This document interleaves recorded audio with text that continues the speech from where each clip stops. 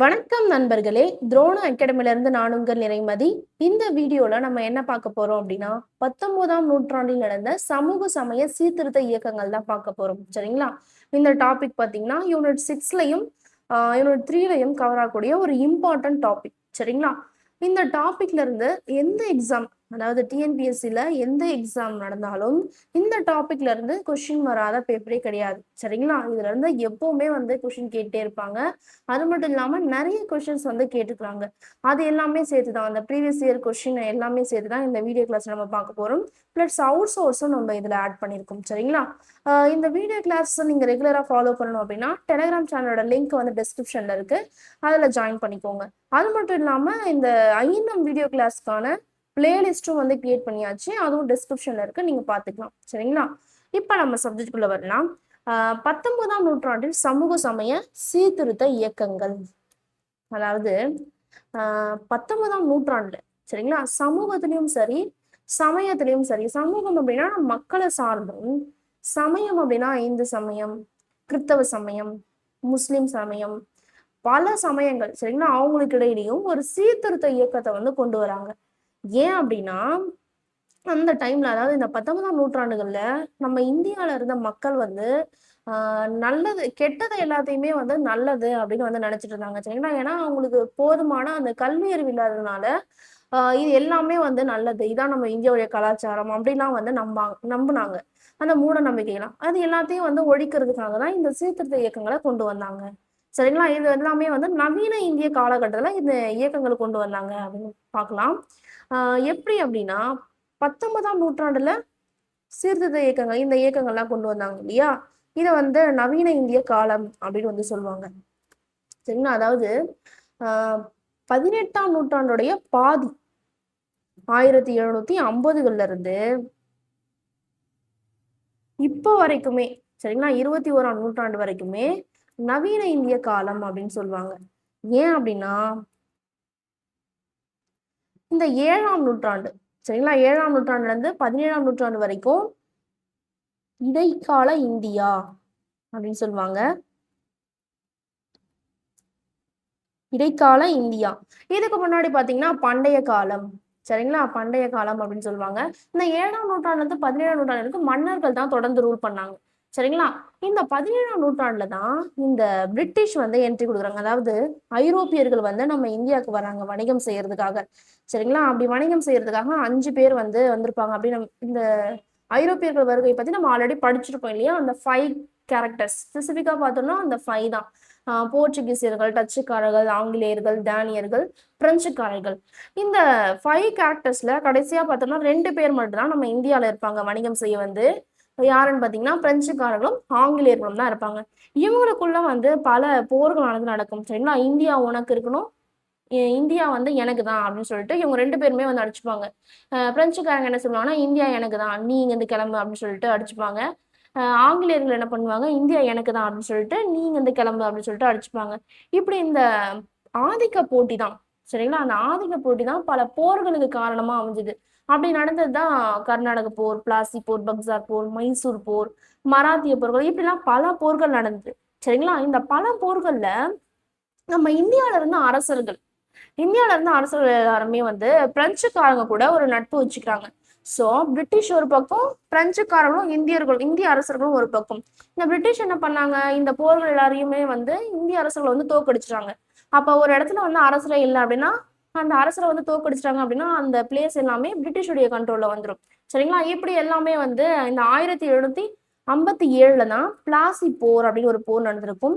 1764 பக்சார் போர். சரிங்களா? இந்த 2 போர்லயுமே பிரிட்டிஷ் ஜெயிச்சிருப்பாங்க. நம்ம இந்திய அரசு தோக்கடிச்சிருப்பாங்க. ஸோ இதுல பீட் பண்ணதுனால வங்காளத்தை தலைமையிடமா வச்சு ரூல் பண்ண ஸ்டார்ட் பண்ணுவாங்க. சரிங்களா? இப்போ பிரிட்டிஷ், அதாவது கிழக்கிந்திய கம்பெனி, வணிகம் செய்ய வந்தவங்க கிழக்கிந்திய கம்பெனி, அதாவது ஆங்கிலேய கிழக்கிந்திய கம்பெனி, பிரிட்டிஷ் கிழக்கிந்திய கம்பெனி அப்படின்னு சொல்லுவாங்க. இவங்க என்ன பண்றாங்க, நம்ம இந்தியாவை ரூல் பண்ண ஸ்டார்ட் பண்ணிடுறாங்க வங்காளத்தை தலைமையிடமா வச்சு. சரிங்களா? 1757 இருந்து 1858 வரைக்கும் கம்பெனி ரூல் பண்றாங்க நம்மள. சரிங்களா? நம்ம இந்திய நாட்டை இந்த பீரியட் வரைக்கும் ரூல் பண்றாங்க. அதுக்கப்புறம் 1858 இருந்து 1947 வரைக்கும் இங்கிலாந்து வந்து டைரக்டா நம்ம இந்தியாவை ரூல் பண்ணுவாங்க. சரிங்களா? ஸோ இவங்க, அதாவது இந்த கிழக்கிந்திய கம்பெனி எடுத்துப்போம். இவங்க வந்து நம்ம இந்தியாவை ரூல் பண்ண ஸ்டார்ட் பண்ணியாச்சு. இவங்களுடைய ஆட்சியில வந்து பல திட்டங்கள், சீர்திருத்தங்கள் இதெல்லாம் கொண்டு வராங்க. இதெல்லாமே வந்து அவங்களுக்கு நமக்கு வந்து கெட்டதா இருந்தாலும் ஒரு சில நன்மைகள் வந்து நமக்கு நடந்தது. சரிங்களா? இவங்க வந்து பேருக்கு தான் சீர்திருத்தம், இந்த திட்டம் பண்றோம் அப்படின்னு வந்து சொல்லுவாங்க. ஆனா எல்லா நன்மைகளும் வந்து பிரிட்டிஷ்க்கு தான் இருக்கும். இருந்தாலும் ஒரு ஒரு ஒரு திட்டத்துல வந்து ஒரு சின்ன நன்மைகளும் நமக்கு இருந்துச்சு. சரிங்களா? அது என்ன நன்மை அப்படின்னா, ஆங்கில கல்வி அப்படின்னு ஒரு இன்ட்ரோடியூஸ் பண்ணாங்க நம்ம இந்தியர்களுக்கு இடையில. ஆங்கில கல்விய எல்லாரும் வந்து கற்கணும் அப்படின்னு சொல்லிட்டு இன்ட்ரோடியூஸ் பண்றாங்க. அப்படி அந்த ஆங்கில கல்வி கற்க போற நம்ம இந்தியர்கள் தான் அது எல்லாத்தையுமே வந்து தெரிஞ்சுக்கிறாங்க. இப்ப வந்து அவங்களுக்கு கல்வி கற்றாங்க இல்லையா? ஆங்கில கல்வி கற்றாங்க இல்லையா?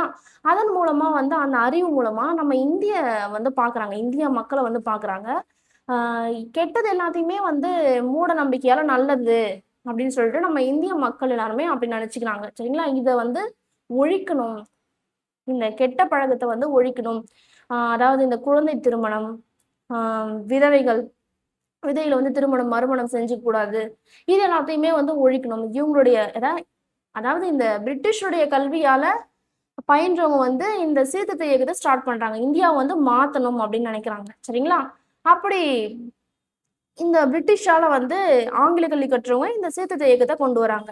சரிங்களா? அந்த சீர்திருத்த இயக்கமானது இந்தியால இருக்கிற சமூகத்திலயும் சரி, சமயத்திலயும் சரி, இத வந்து இம்ப்ளிமெண்ட் பண்றாங்க. சரிங்களா? அப்படி உருவானது தான் இந்த 19ஆம் நூற்றாண்டுல கொண்டு வந்த சமூக சமய சீர்திருத்த இயக்கங்கள். சரிங்களா? இத தான் நம்ம இந்த கிளாஸ்ல பார்க்க போறோம். இந்த பிரிட்டிஷ் அவங்களுடைய ஆட்சியில கொண்டு வந்தாங்க இல்லையா? அவங்களுக்கு எது வந்து நன்மையா இருக்குதோ, அதுல ஒரு சில நன்மைகளும் நமக்கு இருந்துச்சு. அது என்னன்னு பார்க்கும்போது, ஃபர்ஸ்ட் ரயில் போக்குவரத்து. இந்த ரயில் போக்குவரத்து வந்து அதாவது பிரிட்டிஷ்க்கு வந்து யூஸ்ஃபுல்லா இருந்துச்சு. ஏன் அப்டின்னா, அவங்க வணிகம் செய்றதுக்கு, இம்போர்ட் பண்றதுக்கும், எக்ஸ்போர்ட் பண்றதுக்கும் ரயில் போக்குவரத்து வந்து அவங்களுக்கு ஈஸியா இருந்துச்சு. அதனால ரயில் போக்குவரத்த வந்து இன்ட்ரோடியூஸ் பண்றாங்க. இதனால நம்ம இந்தியாவுக்கு என்ன யூஸ் அப்டின்னா, இந்திய மக்களுக்கு இந்த சுதந்திர போராட்ட காலத்துல வந்து தலைவர்களுக்கு வந்து செய்தி சொல்லணும், இந்த இடத்துல வந்து போராட்டம் பண்ணணும் அப்டின்னு சொல்றதுக்காக இந்த ரயில் போக்குவரத்து வந்து யூஸ்ஃபுல்லா இருந்துச்சு. அது மட்டும் இல்லாம ஈஸியா வந்து பயணம் செய்யவும் இந்த ரயில் போக்குவரத்து யூஸ்ஃபுல்லா இருந்துச்சு நம்ம இந்திய மக்களுக்கு. அவங்க கொண்டு வந்த கல்வி முறை, சரிங்களா? இதுதான் வந்து இந்த சீர்திருத்த இயக்கத்துக்கே ஒரு இம்பார்ட்டன்ட் ரீசனா இருந்துச்சு. ஆங்கில கல்வி முறை. இந்த ஆங்கில கல்வி முறையில பார்த்தீங்கன்னா, எல்லாரும் வந்து கல்வி கற்கணும் அப்படின்னு சொல்லிட்டு இத வந்து இம்ப்ளிமெண்ட் பண்றாங்க. ஆங்கிலத்தில கல்வி கற்கணும் அப்படின்னு சொல்லிட்டு இம்ப்ளிமெண்ட் பண்ணும்போது, இது வந்து அவங்களுக்கு சாதகமா தான் இருக்கும். சரிங்களா? ஏன் அப்படின்னா, இப்ப வந்து இங்கிலீஷ் மொழிய வந்து கத்துக்கிட்டாங்க, எல்லாத்தையும் தெரிஞ்சுக்கிட்டாங்க அப்படின்னா, அப்ப நம்ம சொல்றத கேட்பாங்க. பிரிட்டிஷ் என்ன நெனச்சாங்கன்னா, நம்ம சொல்றத இந்த இந்தியர்கள் கேட்பாங்க அப்படின்னு வந்து நெனச்சுட்டாங்க. ஆனா, அப்பதான் தெரிஞ்சது அந்த கல்வி கற்ற உடனே தான் தெரிஞ்சது, இவங்க என்னென்ன வந்து கோல்மால் பண்ணியிருக்கிறாங்க, என்னென்ன வந்து இந்தியாவ சீர்திருத்தம்னு சொல்லிட்டு ஏமாத்திருக்கிறாங்க.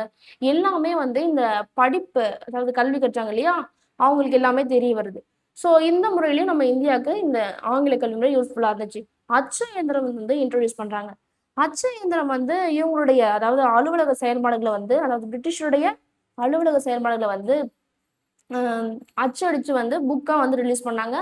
கிறிஸ்தவ சமயத்தையும் வந்து இந்தியா முழுவதும் பரப்பணும் அப்படின்னு சொல்லிட்டு, இந்த அச்சு இயந்திரத்தையும் கண்டுபிடிச்சாங்க. சரிங்களா? அதன் மூலமா நூல்கள் பல நூல்கள வந்து வெளியிட்டாங்க. ஆ இதனால இந்தியர்களுக்கு என்ன யூஸ் அப்டின்னா, இந்த சுதந்திர போராட்ட காலத்துல இந்த அச்சு இயந்திரம் மூலமா இதழ்கள், பத்திரிகைகள், செய்தித்தாள்கள் இது எல்லாமே ரிலீஸ் பண்றதுக்கு யூஸ்ஃபுல்லா இருந்துச்சு. மக்களுக்கு வந்து விழிப்புணர்வு ஏற்படுத்துறதுக்காக இது ஒரு யூஸ்ஃபுல்லா இருந்துச்சு. கட்டாய பயிரிடுதல் அப்டின்னா, ஆ அவுரி எக்ஸாம்பிள்க்கு அவுரியவே நம்ம எடுத்துப்போமே. இந்த அவுரி வந்து நம்ம இந்தியர்கள வந்து கட்டாயப்படுத்தி பயிரிட சொல்றாங்க. அதனால பிரிட்டிஷ்க்கு என்ன லாபம்னா, அதிகப்படியான லாபம் வந்து இதுல கிடைச்சது. அவுரி வந்து இம்போர்ட் பண்றதுனால. சரிங்களா? எக்ஸ்போர்ட் பண்றதுனாலயும் இவங்களுக்கு வந்து அதிக லாபம் கிடைச்சது. ஆனா நம்ம இந்தியர்களுக்கு என்ன யூஸ் ஆச்சு அப்படின்னு பார்க்கும்போது, அணைகள் கட்டுனாங்க. சரிங்களா?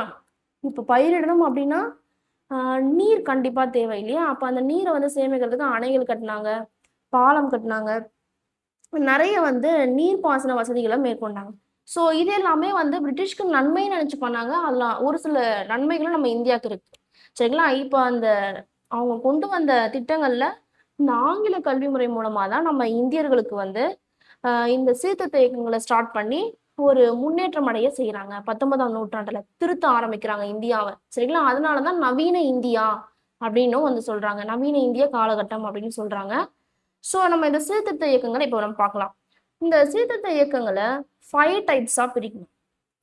சரிங்களா? இந்து சமய சீர்திருத்த இயக்கங்கள், முஸ்லிம் சீர்திருத்த இயக்கங்கள், பார்சி சீர்திருத்த இயக்கங்கள், சீக்கிய சீர்திருத்த இயக்கங்கள், தமிழ்நாட்டின் சீர்திருத்த இயக்கங்கள் மற்றும் பிற இயக்கங்கள், இப்படி நம்ம 5 டைப்ஸா பிரிச்சுக்கலாம் புக்ல கொடுத்துருக்கிறத வச்சு.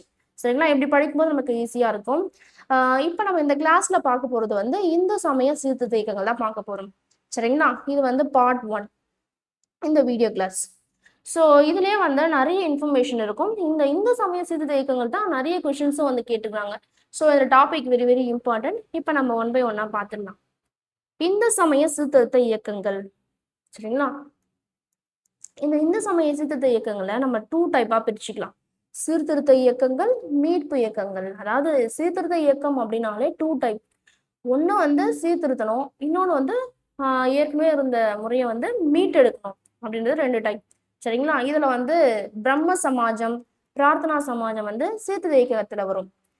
பிரம்ம சமாஜத்துல என்னென்ன உறுப்பினர்கள், யார் யார் வந்து என்னென்ன கேரக்டர்ஸ் வராங்க அப்படின்னா, ராஜாராம் மோகன் ராய், தேவேந்திரநாத் தாகூர், கேசவ் சந்திரசன், ஈஸ்வர் சந்திர வித்யாசாகர். சரிங்களா? பிரார்த்தனா சமாஜம் இதுல வந்து பாத்தீங்கன்னா ஆத்மராவ் பாண்டுரங், எம்ஜி ரானடே இவங்க வருவாங்க. மீட்பு இயக்கங்கள்ல ஆரிய சமாஜம், ராமகிருஷ்ண மிஷன், பிரம்ம ஞான சபை இது எல்லாமே வந்து மீட்பு இயக்கங்கள்ல வரும். சரிங்களா? ஆரிய சமாஜ்ல என்ன கேரக்டர்ஸ்னா சுவாமி தயானந்த சரஸ்வதி, ராமகிருஷ்ண மிஷன்ல ராமகிருஷ்ண பரமஹம்சர், சுவாமி விவேகானந்தர், பிரம்ம ஞான சபையில அன்னி பெசன்ட் இம்பார்ட்டன்ட் கேரக்டர். சரிங்களா? ஃபர்ஸ்ட் நம்ம இந்து சமய சீர்திருத்த இயக்கங்கள் தான் பார்க்க போறோம். சரிங்களா? அதாவது ஒரு எக்ஸாம்பிள் சொல்லணும் அப்படின்னா ஈஸியா, இப்ப நம்ம மொபைல் வந்து டெய்லி வந்து யூஸ் பண்றோம். சரிங்களா? அது வந்து சடனா வந்து யூஸ் பண்ணிட்டு இருக்கும்போது ஏதாச்சும் வந்து ப்ராப்ளம் வருது, ஸ்டக் ஆகுது அப்படின்னா நம்ம என்ன பண்றோம்? சாஃப்ட்வேரை நம்ம அப்டேட் பண்றோம். சரிங்களா? அதே மாதிரி தான் இந்த 19ஆம் நூற்றாண்டுலயும் நம்ம இந்தியாவில் வந்து நிறைய தவறு வந்து நடந்தது. அது எல்லாமே வந்து நம்ம இந்திய மக்கள் இதெல்லாம் வந்து நல்லது, இது நல்ல கலாச்சாரம் அப்படின்னு தான் நினைச்சிட்டு இருந்தாங்க. அதை வந்து அப்டேட் பண்றது தான் இந்த சீர்திருத்த இயக்கமே ஸ்டார்ட் பண்ணாங்க. சரிங்களா? இப்படி நம்ம ஈஸியா வந்து இதை அண்டர்ஸ்டாண்ட் பண்ணிக்கலாம். இங்க நம்ம பிரம்ம சமாஜம் பார்க்க போறோம். இந்து சமய சீர்திருத்த இயக்கத்துல ஃபர்ஸ்ட் 1815 கல்கத்தால வந்து ஆத்மீய சபா அப்படின்னு ஒரு சபா வந்து ஸ்டார்ட் பண்றாங்க. யாரு அப்படின்னா ராஜாராம் மோகன் ராய். இவர் வந்து ஒரு சபையை வந்து ஸ்டார்ட் பண்றாரு. எங்க? கல்கத்தால. கல்கத்தா எங்க இருக்குன்னு பாத்தீங்கன்னா வெஸ்ட் பெங்கால். சரிங்களா? அந்த மேற்கு வங்கத்துல இந்த கல்கத்தால அங்க இருந்த மக்கள்கிட்டயே இந்த இப்ப நம்ம சொன்னோம் இல்லையா, இதெல்லாம் வந்து சீர்திருத்தணும், குழந்தை திருமணம், விதவை மறுமணம் மறுக்கப்பட்டது, இதெல்லாம் வந்து சரி பண்ணணும் அப்படின்றதுக்காக இந்த சபையை வந்து ஸ்டார்ட் பண்றாங்க. யாரு? ராஜாராம் மோகன் ராய். சரிங்களா? இதுல வந்து இப்போ வந்து ஒரு சபையை ஸ்டார்ட் பண்ணியாச்சு. அதுல வந்து நிறைய உறுப்பினர்கள் வந்து ஜாயின்ட் ஆகுறாங்க. சரிங்களா? இப்போ வந்து இது ஒரு பெரிய அளவுல உருவாயிடுது இந்த ஆத்மீய சபா. ஸோ இந்த சபை தான் வந்து பின்னால சரிங்களா நிறைய உறுப்பினர் சேர்ந்ததால பிரம்ம சமாஜமா வந்து மாத்திட்டாங்க. சரிங்களா? 1828 ஆகஸ்ட் 20 வந்து மாறுச்சு. ஆத்மீய சபா தான் பிரம்ம சமாஜமா சேஞ்ச் ஆச்சு. ஓகேங்களா? இந்த பிரம்ம சமாஜ்ல சேர்ந்தாங்க இல்லையா, அந்த உறுப்பினர்கள் எல்லாருமே பிரம்மோக்கள் அப்படின்னு அழைச்சாங்க. ஓகேங்களா? இந்த பிரம்ம சமாஜ்ல இருந்த உறுப்பினர்களை இதையும் நோட் பண்ணிக்கோங்க. இந்த ஆத்மீய சபாவும் வந்து ஆல்ரெடி ப்ரீவியஸ் இயர்ல கொஸ்டின் கேட்டுருக்காங்க, நோட் பண்ணிக்கோங்க. இந்த பிரம்ம சமாஜோட நோக்கம் என்ன அப்படின்னா, தூய உள்ளமும் தூய வாழ்வும் உய்யும் வழி. அதாவது பொறாமை இருக்கக்கூடாது, வஞ்சகம் இருக்கக்கூடாது, கோபம் இருக்கக்கூடாது, அந்த மாதிரி வந்து ஒரு மனம் இருக்கணும். தூய வாழ்வு அப்படின்னா நேர்மையான வழியில வந்து வாழணும். இதுதான் வந்து நம்மளுடைய வாழ்க்கைக்கு, நம்ம வாழ்க்கையை நெக்ஸ்ட் லெவல் போற ஒரு வழி அப்படின்னு வந்து சொல்றாங்க. சரிங்களா? இங்க பிரம்ம சமாஜத்தோட நோக்கமா இருக்கு. ஒரே கடவுள் கொள்கையை நிலைநாட்டுவது, ஒரே கடவுளை தான் நம்ம ஃபாலோ பண்ணணும். அது மட்டும் இல்லாம உருவ வழிபாட்டுல இந்த சமாஜத்துல இருக்கிறவங்களுக்கு நம்பிக்கை இல்லை. சரிங்களா? உருவம்லாம் எதுவும் கிடையாது. எல்லாமே வந்து அதாவது தூய உள்ளமும் தூய வாழ்வும். சரிங்களா? ஒரே கடவுள் கொள்கையை தான், ஒரே கடவுள் தான் நம்ம ஃபாலோ பண்ணணும். உருவ வழிபாட்டுல இவங்களுக்கு வந்து நம்பிக்கை இல்லை. எல்லாமே வந்து நேர்மையான முறையில இருக்கணும், உண்மையை நம்பணும் அப்படின்றதுதான் இவங்களுடைய பிரம்ம சமாஜத்துடைய நோக்கமா இருந்துச்சு. இவங்க வழிபட்ட கடவுள் இருக்கிறாங்க இல்லையா, அந்த கடவுளுக்கு பெயரும் கிடையாது, சிலையும் கிடையாது. இதை வந்து கொஸ்டின் கேட்டாங்க, இதை நோட் பண்ணிக்கோங்க. அது மட்டும் இல்லாம இந்த சமயத்துல இருந்த மூட நம்பிக்கைகளை வந்து நீக்கணும். அதுக்காக தான் இந்த பிரம்ம சமாஜமே வந்து ஸ்டார்ட் பண்ணாங்க. ஆரம்பத்துல பாத்தீங்கன்னா கீழ்த்தட்டு மக்கள், அதாவது கிராமத்தை சார்ந்து கல்வி அறிவு இல்லாத ஒரு சில பகுதிகளில் இருந்த மக்கள், சரிங்களா? இவங்களுக்கு இந்த பிரம்ம சமாஜத்துக்கு போதுமான ஆதரவு வந்து கொடுக்கல. ஆனா கற்றறிந்த மேதைகள், அதாவது படிச்சவங்க எல்லாருமே வந்து இந்த பிரம்ம சமாஜத்துக்கு சப்போர்ட் பண்ணாங்க, சரிங்களா? இது வந்து ஒரு நல்ல செயல். பிரம்ம சமாஜுடைய சீர்திருத்தம், இப்ப வந்து ஒரு சமாஜம் வந்து ஸ்டார்ட் பண்ணியாச்சு. அதோட கொள்கைகளும் வந்து சொல்லியாச்சு. என்ன வந்து எல்லாரும் சேர்ந்து சீர்திருத்தம் பண்ணாங்க அப்படின்னு பார்க்கும்போது, ஃபர்ஸ்ட் சதி என்னும் உடன்கட்டை ஏறுதல், இந்த வழக்கத்தை வந்து தடை பண்ணாங்க, சரிங்களா? ஆஹ் இந்த சதி என்னும் உடன்கட்டை ஏறும் வழக்கம் அப்படின்னா என்னன்னா, கணவன் இறந்த உடனே மனைவி வந்து அந்த சிதையில போயிட்டு அவங்களும் வந்து இறந்துடணும், அந்த நெருப்பிலேயே குதிச்சு இறந்துடணும் அப்படின்றதுதான் இந்த சதி என்னும் உடன்கட்டை ஏறும் வழக்கம். இது ஆரம்பத்திலேயே, அதாவது ஸ்டார்டிங்லயே ஒருத்தர் வந்து தடுத்திருக்காரு. யாரு அப்படின்னா அல்போன்சோடி அல்புகர்க். இவர் யாருன்னு பாத்தீங்கன்னா போர்ச்சுகீசிய ஆளுநர். அதாவது இந்த ஐரோப்பியர்கள் வருகை நம்ம படிச்சிருப்போம் இல்லையா, அந்த போர்ச்சுகீசியர்கள் வரும்போது அதுல ஒரு ஆளுநரா நியமிக்கப்பட்டவர் தான் இந்த அல்போன்சோடி அல்புகர்க். அதாவது இந்தியாவில் இந்த போர்ச்சுகீசியர்கள் வந்து வணிகம் செய்ய வந்துட்டாங்க.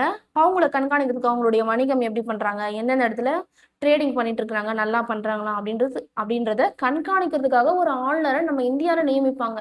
அப்படி நியமிக்கப்பட்ட ஆளுநர் தான் போர்ச்சுகீசிய ஆளுநர். இங்க அந்த ஆளுநர் யாருன்னா அல்போன்சோடி அல்புகர். சதை என்னும் உடன்கட்டை ஏறும் வழக்கத்தை ஆரம்பத்தில் தடுக்க முயன்றவர் அப்படின்னு கேட்பாங்க. இதை நோட் பண்ணிக்கோங்க. இதை வந்து இந்த பிரம்ம சமாஜ்ல வந்து மோகன் ராய் வந்து இது எல்லாத்தையும் வந்து பார்த்துட்டு இதை வந்து தீவிரமா எதிர்த்து போராடுறாரு, சரிங்களா? 1818. என்ன கொஸ்டின் கேட்கிறாரு அப்படின்னா, மனைவி இருந்தா கணவன் உடன்கட்டை வந்து ஏறல, ஆனா கணவன் இருந்தா மட்டும் எப்படி ஏன் மனைவி வந்து உடன்கட்டை ஏறணும் அப்படின்னு சொல்லி கேட்டு போராடினாரு. இவருக்கான நியாயமும் வந்து கடைசியில கிடைச்சது. சட்டமா ஏற்றலாம் அப்படின்ற ஒரு முடிவுக்கு வந்து அரசாங்கமும் வந்துட்டாங்க, பிரிட்டிஷ் அரசாங்கம், சரிங்களா? ஆனா ஒரு பக்கம் பாத்தீங்கன்னா வைதிக இந்துக்கள் வந்து எதிர்ப்பு தெரிவிக்கிறாங்க. வைதிக இந்துக்கள் அப்படின்னா வேதம் வேதம் படிச்சவங்கள வைதிகர்கள் அப்படின்னு சொல்லுவாங்க. வேதம் அப்படின்னா ஆதி காலத்துல வாழ்ந்த முனிவர்கள் வந்து அவங்க தியானம் பண்ணும்போது ஒரு சில நூல்கள் எழுதியிருப்பாங்க. அது எல்லாமே தெரிஞ்சுக்கிட்டு வேதத்தை வந்து படிக்கிறாங்க இல்லையா, அவங்களதான் வந்து வைதிகர்கள் அப்படின்னு சொல்லுவாங்க. அப்படி இந்துக்களும் வந்து அந்த வேதம் படிச்சவங்கள வைதிக இந்துக்கள் அப்படின்னு சொல்றாங்க. இவங்க தான் வந்து ஒரு பக்கம் எதிர்ப்பு தெரிவிக்கிறாங்க. ஓகேங்களா? அதுக்கப்புறம் வந்து பாத்தீங்கன்னா கடைசியில இதையும் வந்து அக்செப்ட் பண்ணிக்கிறாங்க, நிறைவேற்றம் செஞ்சுறாங்க, சட்டமா ஏற்றுறாங்க, சரிங்களா? ஏன்னா அதிகப்படியான மக்கள் வந்து இதை எடுத்து போராடும் போது ஸோ இதை சட்டமா வந்து கொண்டு வந்துடுறாங்க. 1829 டிசம்பர் 4 விதி 17 படி, சரிங்களா, சதி வந்து ஒரு தண்டனைக்குரிய குற்றம் அப்படின்னு சொல்லி வில்லியம் பெண்டிங் பிரபு வந்து அறிவிச்சாரு. அப்போதைய இந்தியாவுடைய தலைமை ஆளுநரா இருந்தவர், சரிங்களா? இந்த பிரிட்டிஷுடைய பீரியட்ல தான் இது எல்லாமே நடந்தது. அப்ப இந்தியாவுடைய தலைமை ஆளுநர் யார் இருந்தாங்கன்னு பாத்தீங்கன்னா வில்லியம் பெண்டிங் பிரபு. இதையும் வந்து கொஸ்டின் கேட்டுக்கிறாங்க.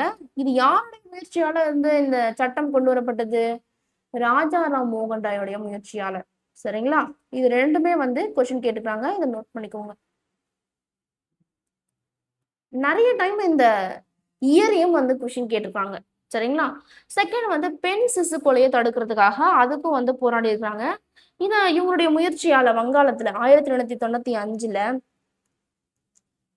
பெண் சிசு கொலை தடை சட்டமும் கொண்டு வந்தாங்க.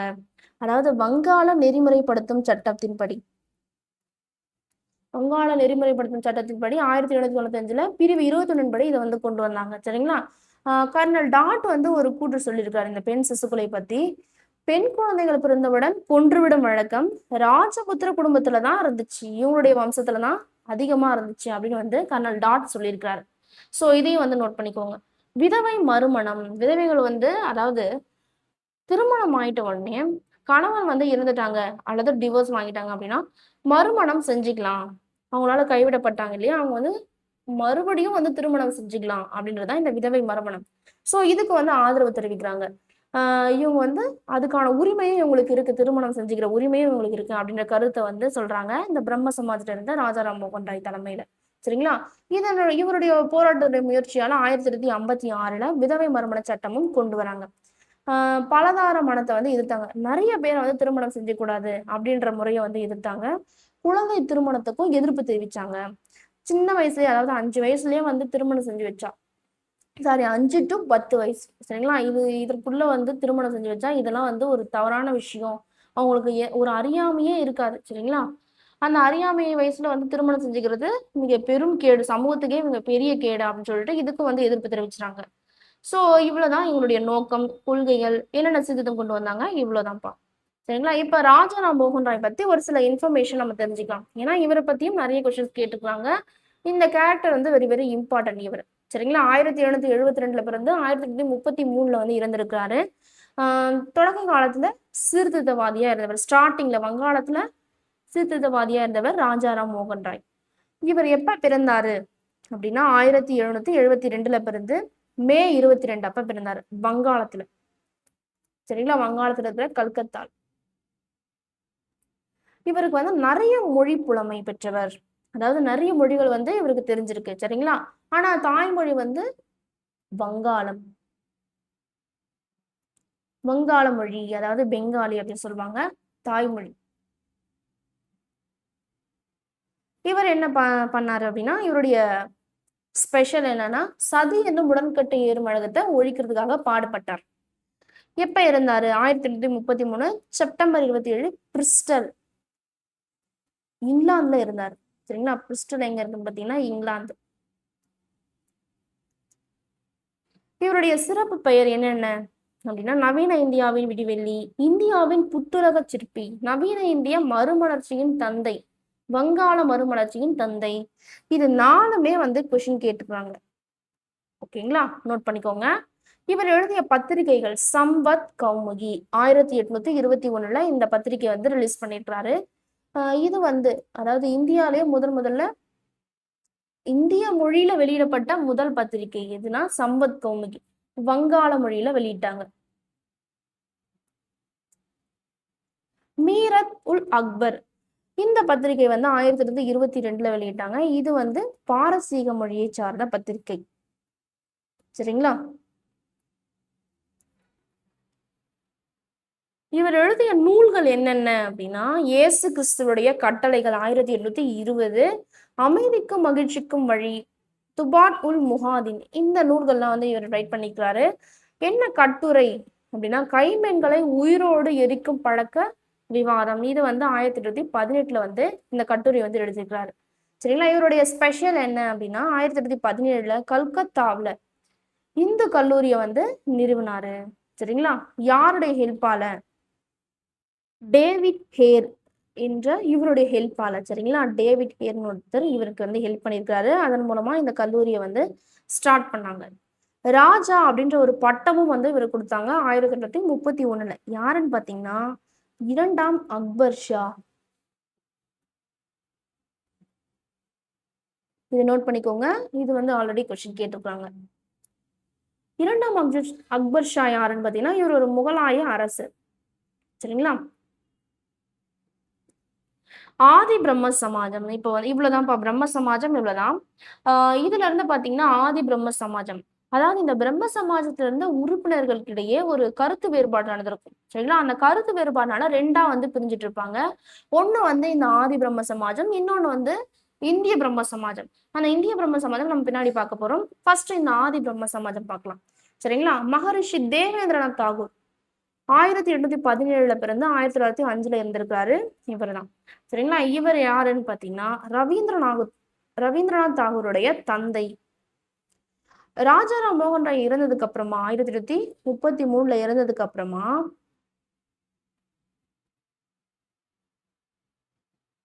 1833ல இருந்ததுக்கு அப்புறமா அவருடைய ஒர்க் எல்லாமே வந்து தேவேந்திரநாத் தாகூர் தான் வந்து பண்ணாரு.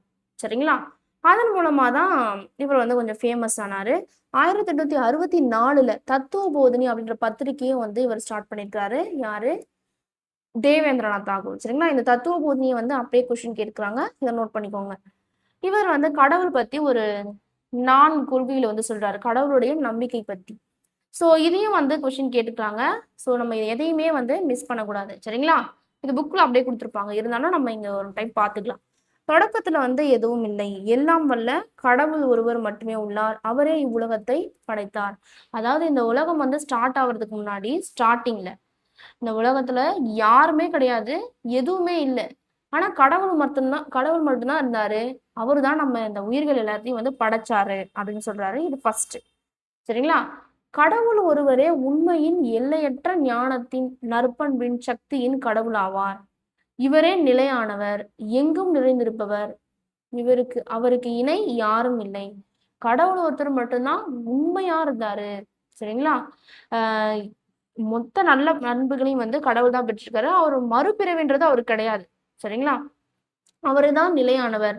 சோ அவர் எல்லா இடத்துலயுமே நிறைஞ்சிருக்காரு. அவருக்கு இணை யாருமே கிடையாது அப்படின்னு சொல்றாங்க. நம்முடைய வீடு பேரு நம்முடைய வீடு பேரு இப்பிறவியிலும் அடுத்த பிறவியிலும் அவரை நம்புவதையும் அவரை வணங்குவதையும் சார்ந்துள்ளது.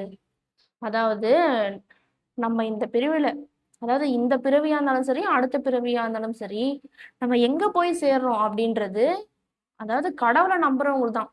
கடவுளை நம்புவதும் அவரை வணங்குவதும் தான் சார்ந்திருக்கு அப்படின்னு சொல்றாங்க.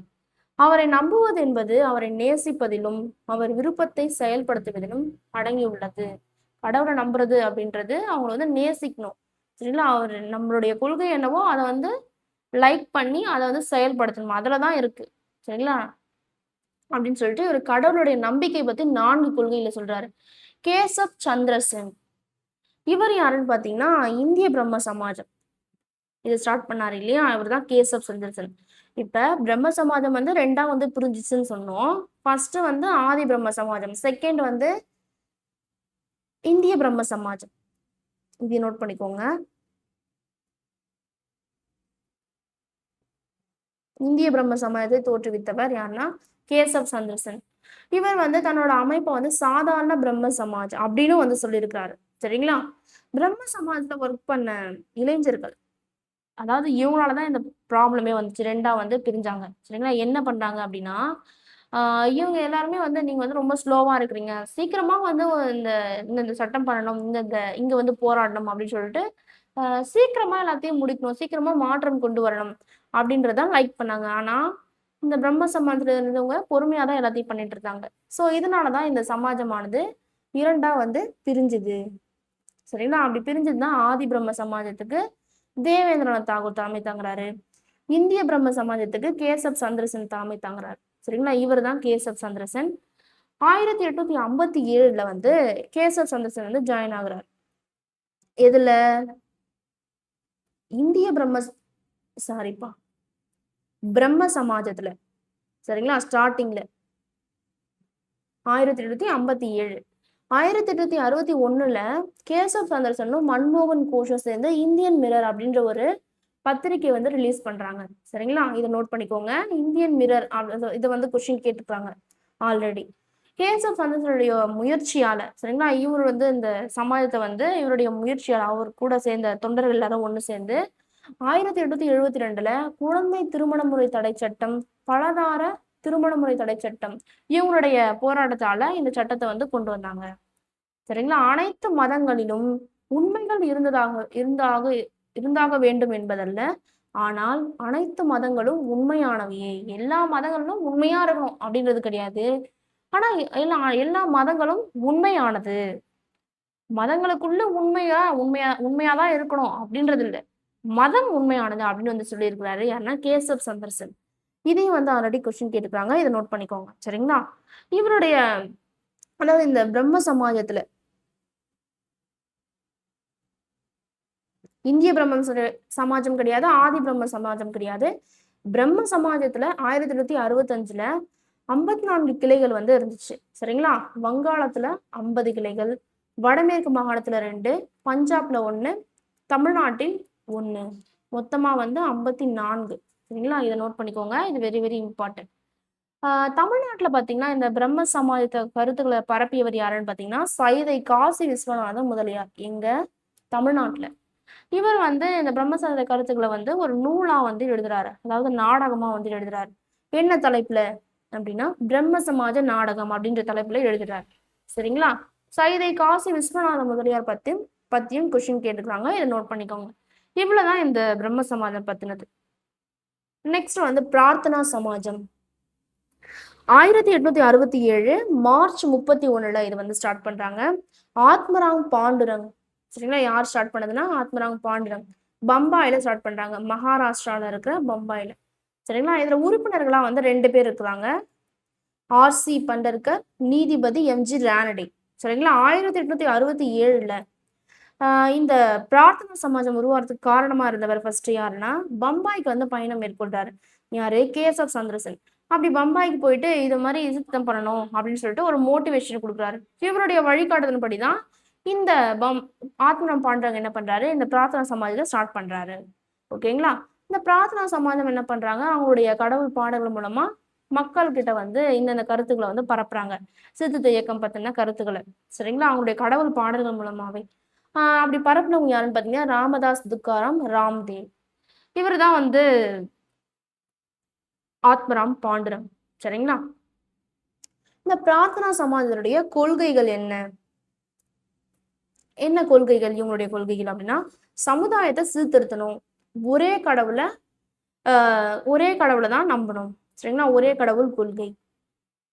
அந்த ஒரே கடவுள நம்பி எல்லாமே வந்து பண்ணணும் அப்படின்றதுக்கு தான் இவங்க இது வந்து 2 கண்களா வச்சிருக்காங்க. சரிங்களா. பிரார்த்தனா சமாஜருடைய 2 கண்களா இத வந்து சொல்றாங்க.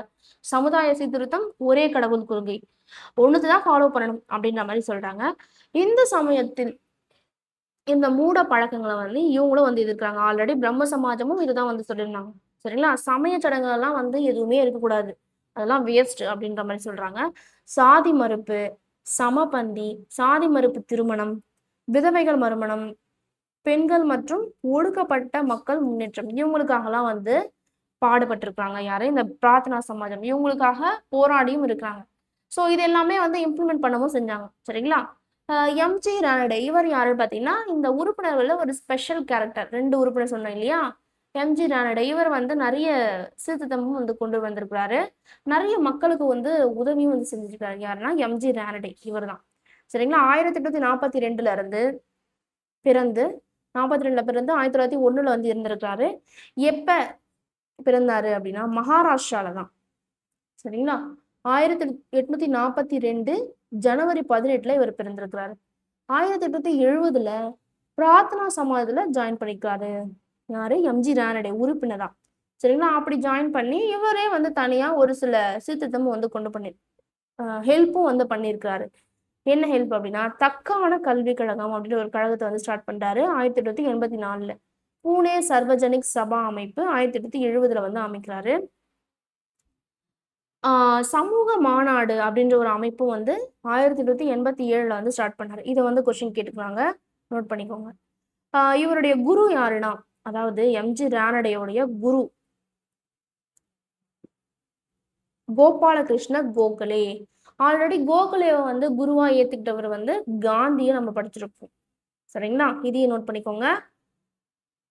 இந்த ரானடே என்ன பண்றாரு, இரவு பள்ளிகளும் வந்து அமைக்கிறாரு. சரிங்களா. இந்த பிரார்த்தனா சமாஜத்துல இரவு பள்ளிகள், அனாதை இல்லங்கள் இதையும் வந்து நடத்துனாங்க. ஏன் இரவு பள்ளிகள் நடத்துனாங்க அப்படின்னா, அ தாழ்த்தப்பட்டவங்க, அ வயதானவர்கள் இவங்கலாம் வந்து விவசாயிகள், அங்க அந்த மகாராஷ்டிரால இருந்த மக்களுக்கு வந்து எல்லாமே வந்து கல்வி அறிவு பெறணும் அப்படின்றதுக்காக நைட்ல வந்து ஸ்கூல் வந்து நடத்துனாங்க. சரிங்களா. இதையும் வந்து ஒன் டைம் கொஸ்டின் கேட்டுருக்காங்க. இரவு பள்ளிகள் நடத்திய சமாஜம், பிரார்த்தனா சமாஜம். சரிங்களா. இத நோட் பண்ணிக்கோங்க. ராண்டாவுடைய சிறப்பு பெயர்கள் என்னென்ன?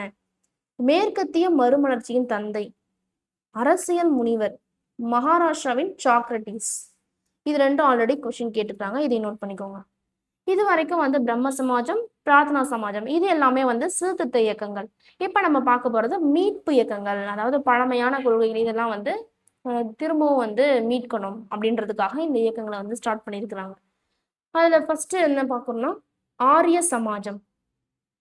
இந்த ஆரிய சமாஜம் எப்ப ஸ்டார்ட் பண்ணாங்க? 1875 ஏப்ரல் 10 பம்பாயில, மகாராஷ்டிரால இருக்கிற பம்பாயில தயானந்த சரஸ்வதி இவங்க தான் வந்து ஸ்டார்ட் பண்றாங்க. சரிங்களா. இந்த சமாஜம் ஆரிய சமாஜம் ஸ்டார்ட் பண்றதுக்கு ஹெல்ப் பண்ணவர் யாருன்னா ரானடே. ஆரியா அதாவது இந்த ஆரிய சமாஜத்துல இருக்கிற ஆரியா அப்படின்றது ஒரு சமஸ்கிருத சொல். சமஸ்கிருத சொல். சரிங்களா. இதுக்கு என்ன மீனிங் அப்படின்னா, அறிவார்ந்தோர் அமைப்பு, கடவுளின் குழந்தை அப்படின்றது தான் மீனிங். ஸோ இதையும் வந்து நோட் பண்ணிக்கோங்க. இந்த 19ஆம் நூற்றாண்டில் சமூக சமய சீர்திருத்த இயக்கங்கள் இந்த டாபிக்ல எல்லா இயக்கமுமே வந்து கொஸ்டின் கேட்டுருக்காங்க. எப்ப ஸ்டார்ட் பண்ணாங்க? எந்த இடத்துல ஸ்டார்ட் பண்ணாங்க? யாரு தலைமை தாங்குனாங்க? சரிங்களா. ஸோ இது எல்லாமே நமக்கு மைண்ட்ல இருக்கணும், எல்லாமே நோட் பண்ணிக்கோங்க. இந்த ஆரிய சமாஜத்தினுடைய கொள்கைகள் என்ன? என்ன கொள்கைகள்? அனைத்து ஆன்மாக்களும் கடவுளின் குழந்தைகள். ஆன்மாக்கள் அப்படின்னா ஆணா இருக்கட்டும், பெண்ணா இருக்கட்டும், குழந்தையா இருக்கட்டும், எல்லாருமே வந்து கடவுளுடைய குழந்தைகள் தான். சரிங்களா? கடவுளுக்கு தான் நம்ம கீழ்ப்படியணும். வேற யாருக்கும் கீழ்ப்படின்ற அவசியம் கிடையாது. ஆணும் பெண்ணும் சரிநிகர் சமம் அப்படின்னு வந்து சொல்லியிருக்கிறாங்க. எந்த வேறுபாடுமே கிடையாது. சொர்க்கமும் நரகமும் இந்த புவியில தான் இருக்கு. நாம் செய்யும் செயல்கள் தான் அத வந்து தீர்மானிக்குது. அதாவது நம்ம இப்ப பண்ற ஆக்ஷன் தான் நம்ம சொர்க்கத்துக்கு போறதா, நரகத்துக்கு போறதா அப்படின்றத தீர்மானிக்குது. சரிங்களா? ஆரிய சமாஜுடைய கருத்துக்கள். ஆரிய சமாஜம் தீண்டாமை, சாதி பாகுபாடுகள், குழந்தை திருமணம் இது எல்லாமே வந்து எதிர்த்தாங்க. ஆண்களையும், பெண்களையும் வந்து சமாஜத்துடைய 2 கண்களா வந்து நடத்துனாங்க, கருதினார்கள். சரிங்களா? இவங்க தான். "மறைசழித்த நாடே எம் மகேஸ்வரன் வீடு, இந்தியா இந்தியருக்கே" அப்படின்னு வந்து முழங்கியவர் யாருன்னா, தயானந்த சரஸ்வதி. இது நோட் பண்ணிக்கோங்க. இது நெறைய டைம் கொஸ்டின் கேட்டிருக்காங்க. "இந்தியா இந்தியருக்கே" அப்படின்னு சொன்னவர் யாருன்னா, தயானந்த சரஸ்வதி.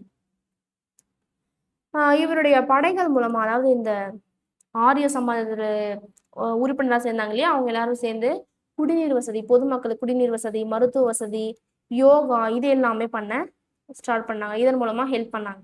ஆசிரமங்களும் நடத்துனாங்க. ஆதரவற்ற இல்லங்களும் வந்து அமைச்சு நடத்துனாங்க.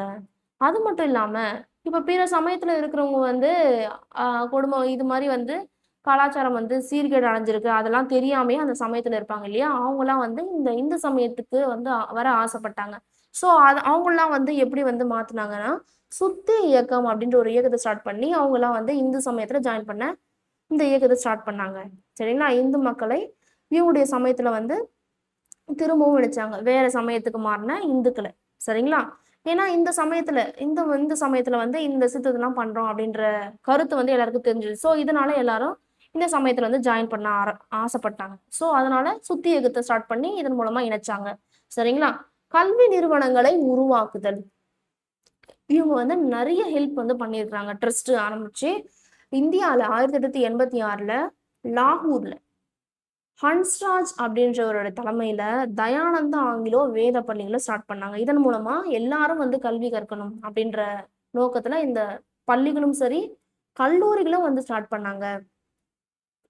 சரிங்களா? இந்த கல்லூரியில யார் வந்து நிர்வாகம் செய்யறது அப்படின்னா டிஏவிசி எம்சி, அதாவது தயானந்த்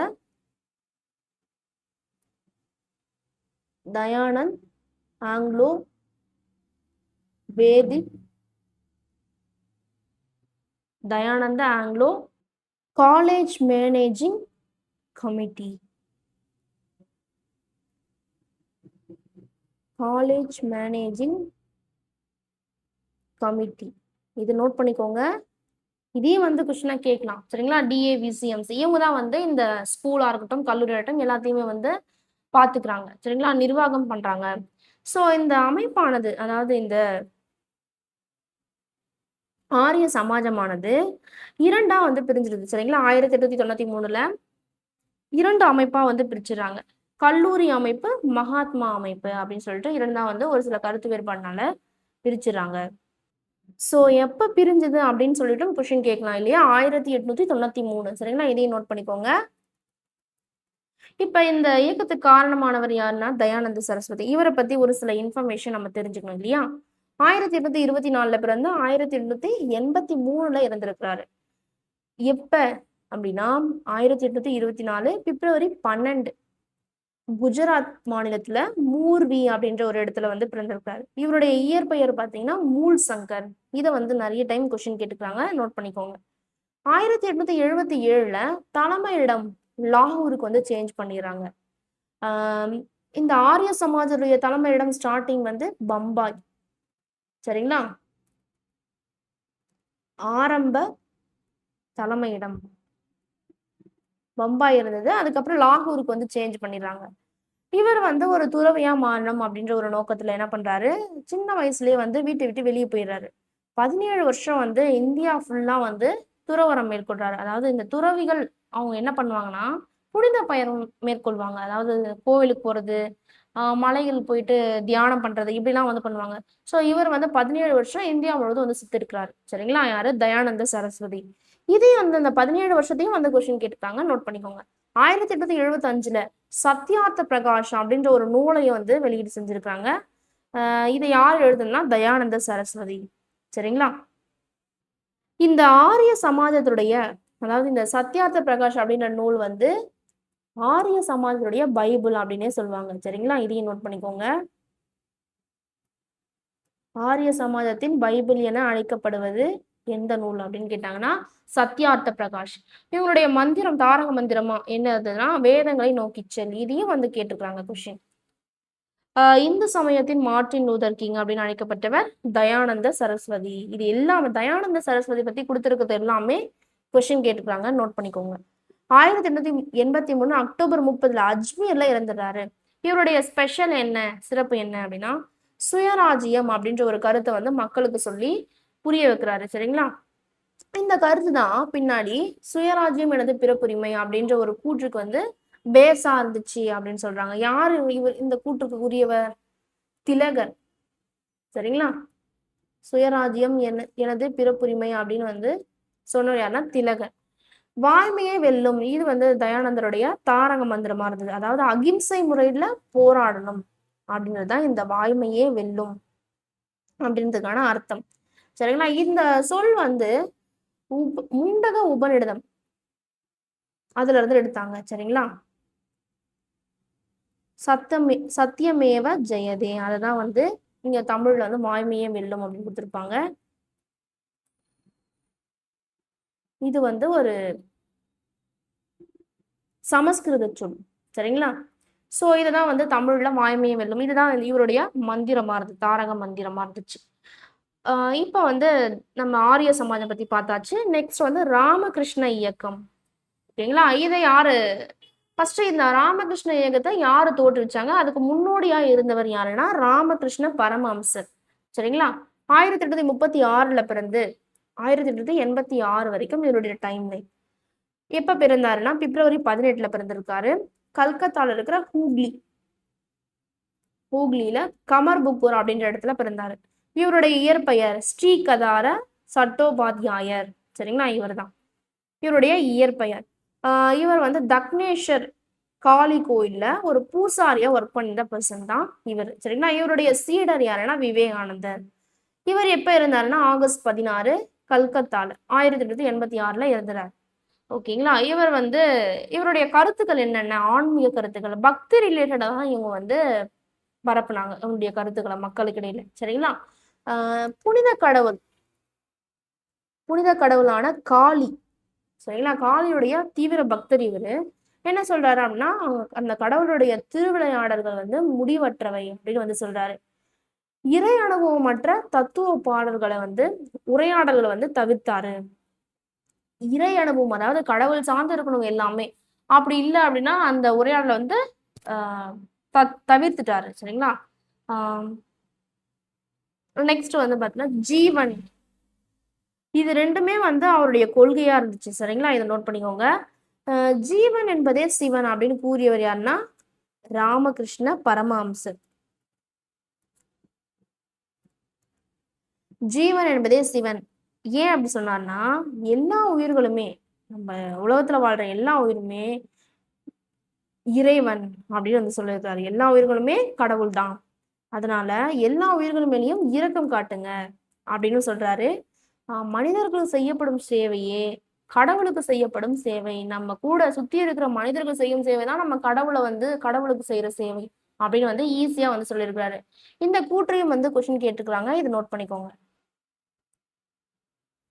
இவருடைய கதைகள், சரிங்களா, இவருடைய ஆன்மீக கருத்துக்களையும் கதைகளையும் ஓமைகள் இது எல்லாத்தையும் சேர்த்து இவருடைய ஃபேனா ஒருத்தர் வந்து என்ன பண்றாரு, ராமகிருஷ்ண காதாமிர்தா அப்படின்ற தலைப்புல வந்து தொகுத்துறாரு. யாருன்னா மகேந்திரநாத் குப்தா. அந்த ஃபேன், இவருடைய ஃபேன் தான் இவரு மகேந்திரநாத் குப்தா. இவருடைய கருத்துக்களால கவரப்பட்டவர். சரிங்களா?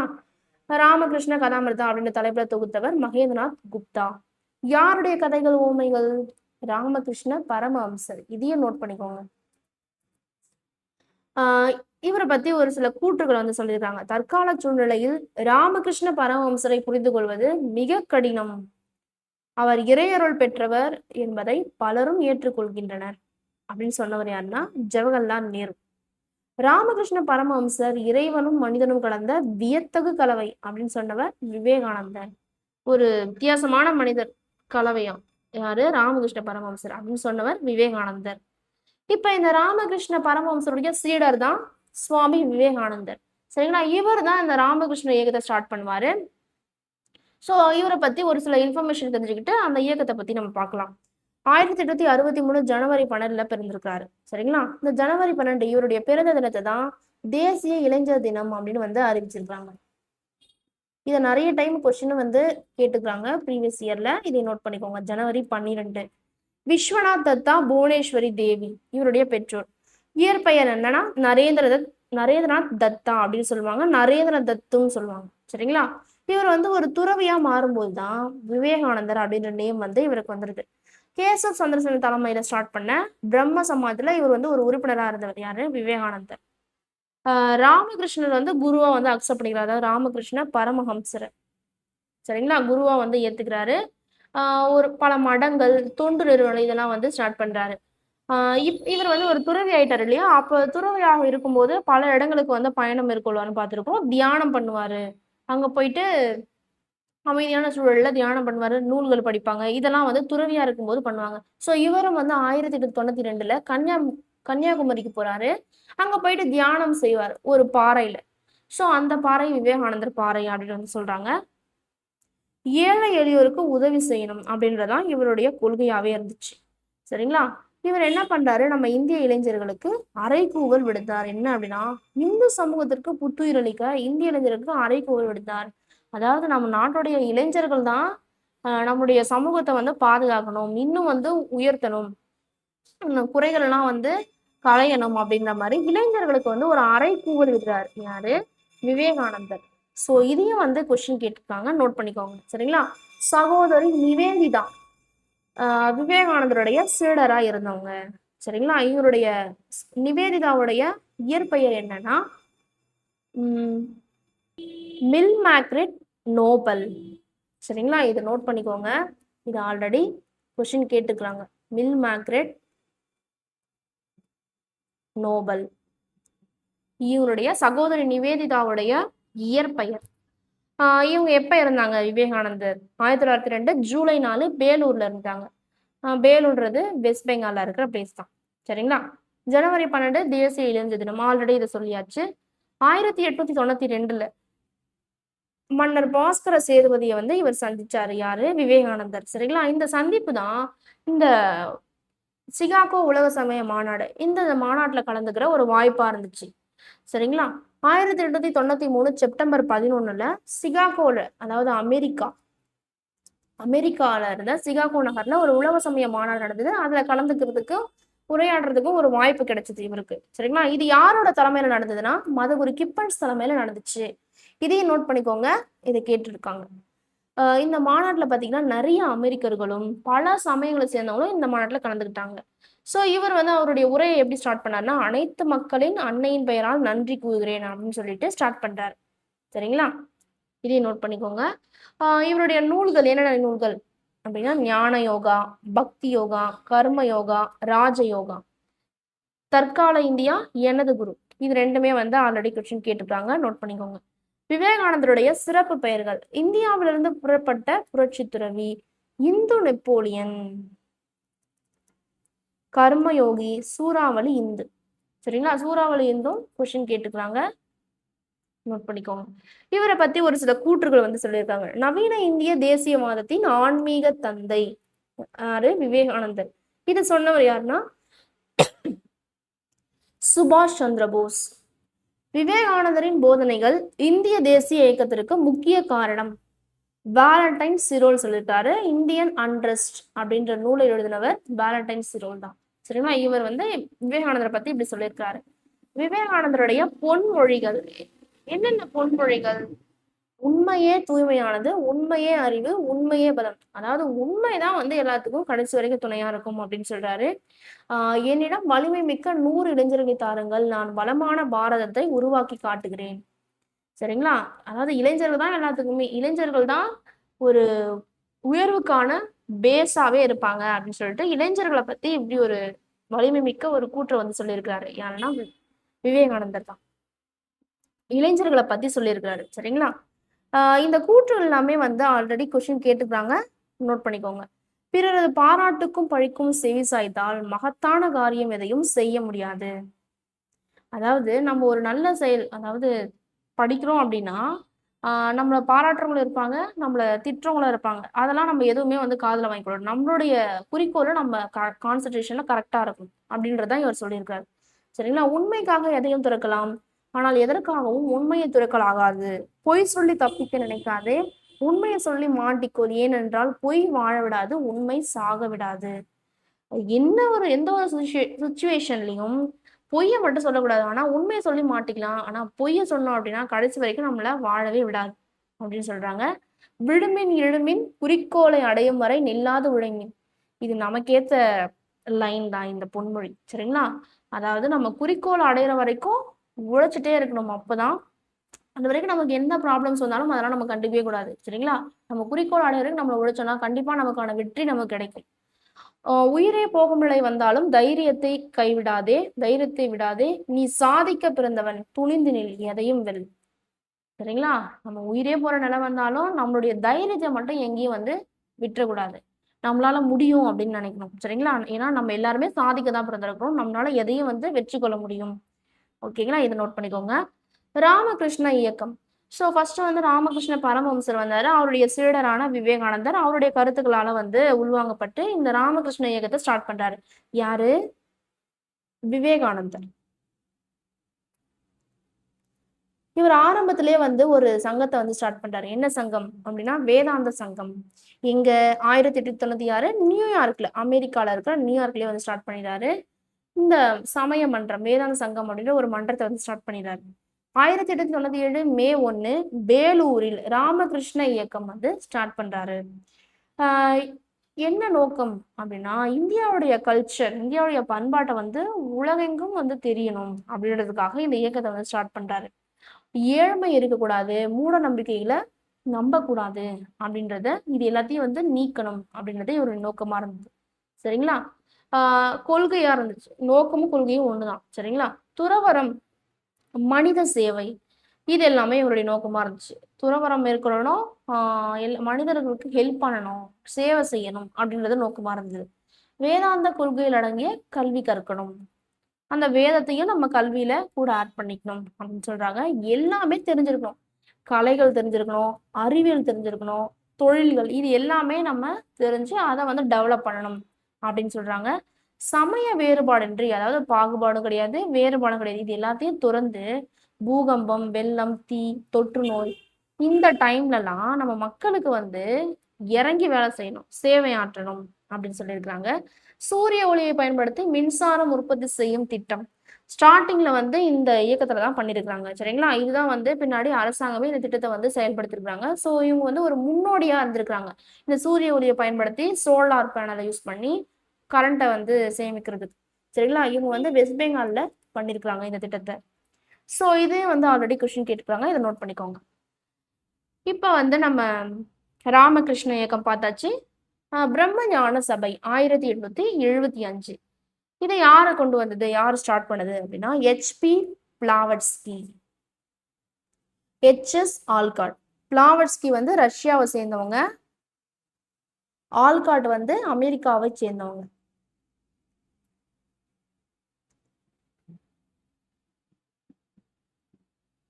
ஹெச்பி பிளாவட்ஸ்கி அப்படின்னா ஹெலனா பெத்ரோனா பிளாவட்ஸ்கி.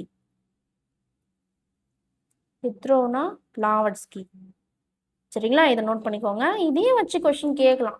சரிங்களா? HP Blavatsky. HS Olcott, Henry steel Olcott. சரிங்களா? எதை ஒண்ணுமே வந்து நம்ம நார்மலா நினைச்சுக்க கூடாது. சரி, இதுல இருந்தும் கொஸ்டின் கேட்கலாம் இல்லையா? 1875ல நியூயார்க்ல ஸ்டார்ட் பண்ணாங்க இவங்க 2 பேரும் சேர்ந்து. இது பிரம்மஞான சபைய ஸ்டார்ட் பண்ணாங்க.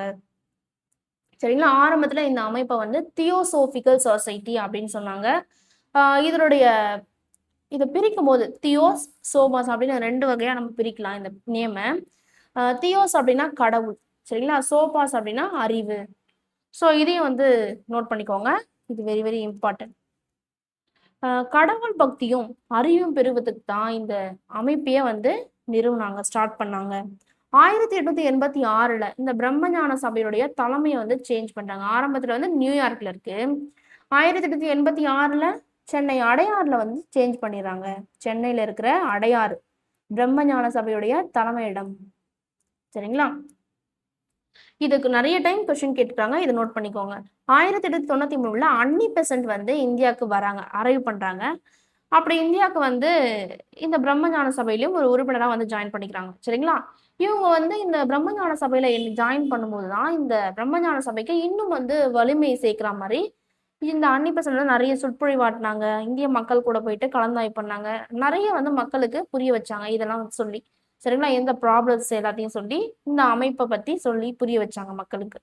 அது மட்டும் இல்லாம பௌத்தம் மீண்டும் வந்து உயிர் பெறுவதற்கு முக்கிய பங்கு வகித்தது இது இந்த பிரம்மஞான சபை. சரிங்களா? பௌத்தத்தை மீட்டெடுக்கணும் அப்படின்றதையும் குறிக்கோளா வச்சாங்க. ஆல்காடுடன், அதாவது எச்.எஸ். ஆல்காடுடன் அயோத்திதாச பண்டிதர் வந்து ஒரு நட்பு கொண்டிருப்பாரு. சரிங்களா? அதன் மூலமா இந்த ஆல்காடு என்ன பண்ணாங்க, அயோத்திதாச பண்டிதரை இலங்கைக்கு கூட்டிட்டு போனாங்க. இலங்கையில இருந்த பௌத்த பிட்சுகளை வந்து சந்திக்க ஒரு வாய்ப்பு கிடைச்சது. யாருடைய தொடர்பால? ஆல்காட்டுடைய தொடர்பால. சரிங்களா? இதை நோட் பண்ணிக்கோங்க. இதையும் வந்து ஆல்ரெடி கொஸ்டின் கேட்டிருப்பாங்க. இந்த பிரம்மஞான சபையோட நோக்கம் என்னவா இருந்துச்சு அப்படின்னா, உலக சகோதரத்துவத்தை வளர்த்தல். உலகம் முழுவதும் இருக்கிற மக்கள் எல்லாரும் வந்து ஒண்ணா இருக்கணும் அப்படின்னு நினைச்சாங்க. அது மட்டும் இல்லாம பழங்காலத்துல இருந்த சமயம், இலக்கியம், தத்துவம், விஞ்ஞானம் இது எல்லாமே வந்து ஆழ்ந்து ஆராய்ந்தும் கற்கணும் அப்படின்னு வந்து சொல்றாங்க. இந்த பிரம்மஞான சபையுடைய நோக்கமா இருந்துச்சு. பழமைவாதத்தை மீட்டெடுக்கணும் அப்படின்றதுதான் இதோடைய நோக்கம். அதனாலதான் மீட்பு இயக்கம் அப்படின்னு சொல்றாங்க. மனிதனுக்குள்ள இருக்கிற ஆன்மீக ஆற்றலை வந்து வெளியே கொண்டு வரணும். சரிங்களா? மறைந்திருக்கிற ஆன்மீக ஆற்றலை வெளியே கொண்டு வரணும். சாதி பாகுபாடை எதிர்த்தது பிரம்மஞான சபை.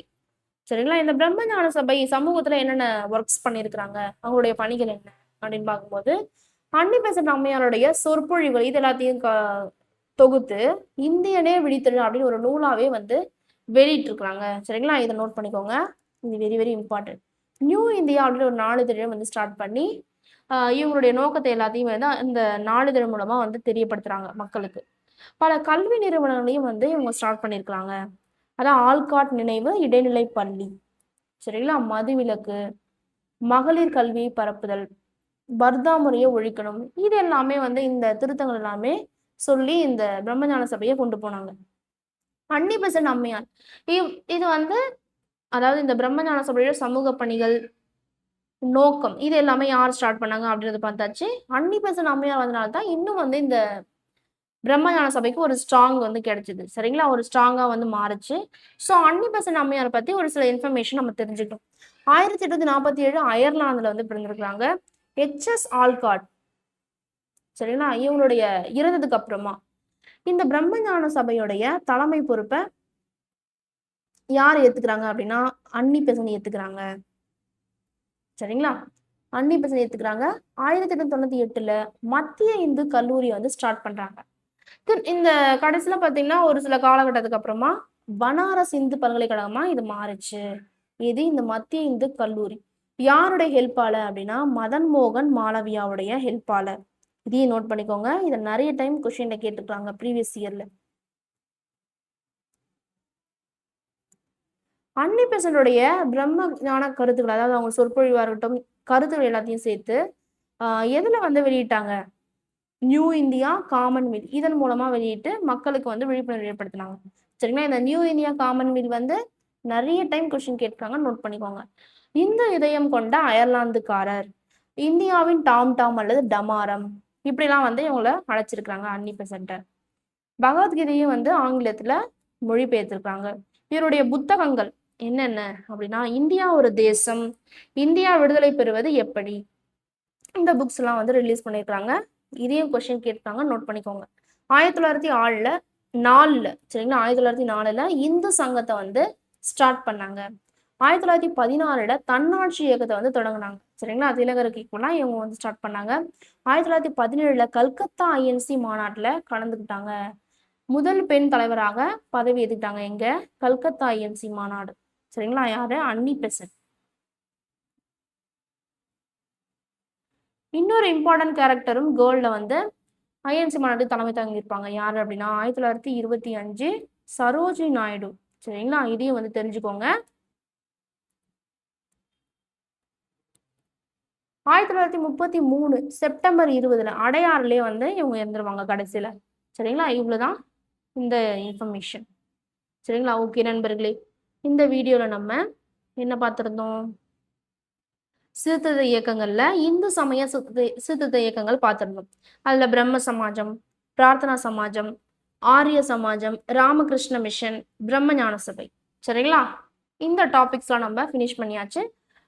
இது வந்து பார்ட் 1. சரிங்களா, இந்த 19ஆம் நூற்றாண்டின் சமூக சமய சீர்திருத்த இயக்கங்கள்ல பார்ட் 1 வீடியோ.